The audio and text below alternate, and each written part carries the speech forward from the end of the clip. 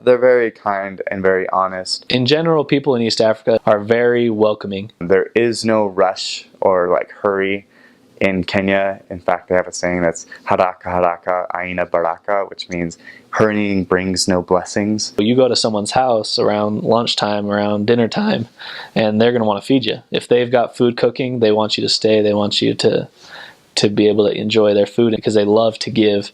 And even though they don't have very much themselves, they want to make sure that you have been given something. And it's actually a custom that if someone enters your home, you have to give them something.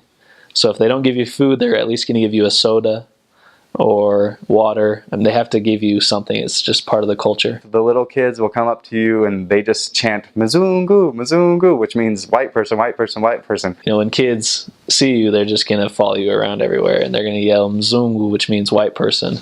And there's only a couple things in English that kids in Kenya know, and that's how are you and I'm fine.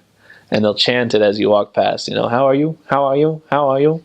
And they don't even care if you respond. They just like to chant it to white people. Kenyans are great though. They're funny. They ride bikes everywhere in addition to like riding matatus and other things. They'll stack, you know, pieces of wood like 10 feet high on their bike and just be pedaling around. And so you'll see goats or entire families just all on one bike. Kenyans walk a ton.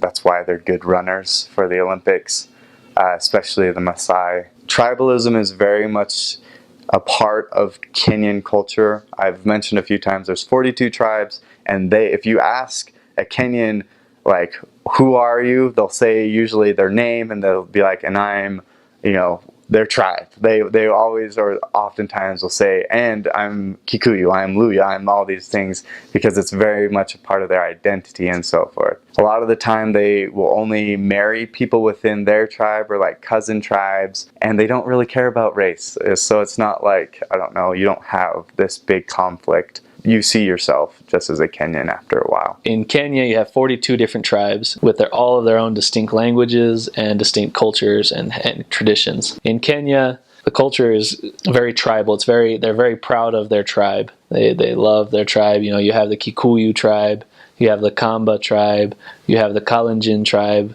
and then, you know, like I said, 40 other tribes. The people are good. They're hardworking. A typical life for a Kenyan is usually you wake up early, eat your breakfast, and then if you have your job, they will get to their job. They are very, I guess, dedicated to their work. Their public transportation in Kenya is called matatus, and they're just like little vans or small buses. They're used to being smashed together, even if you're hot and sweaty, like, doesn't matter, you just all jump in, get smashed in together, they don't care. We think that our difficulties are hard, but they go through so much more, and they do it with a smile on their face, and they're just grateful for everything that they have. I really got to know and see how blessed I am, but also how blessed how God blesses all of his children with different attributes that they need to be able to live their lives.